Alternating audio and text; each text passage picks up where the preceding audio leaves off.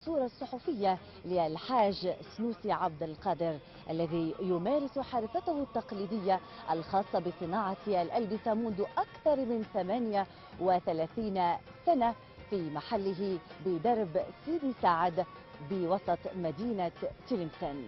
ابقوا معنا.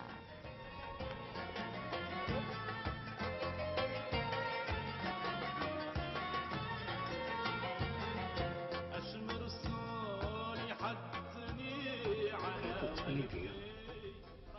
وهاد الحرفة هادي تعلمتها فاش كانت عندي 5 سنين حياتي.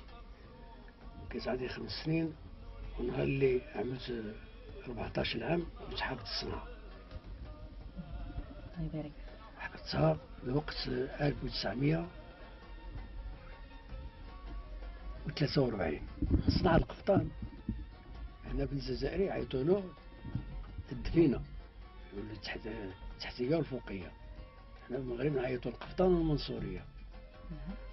ونخيط البداعي هادو من غير الجلابة ديال الرجال، ونخيط الجلاب ديال النساء. الجلاب ديال النساء يعني نخيطوهم تقليديين باليد.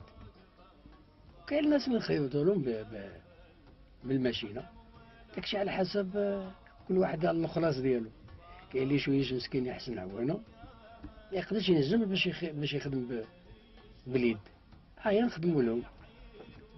وانا اليوم الحمد لله راني عندي اليوم راني غادي في 79، ولكن الحمد لله علمت ولدي، ولدي راه عنده الدبلوم ديال هاد الصنعة.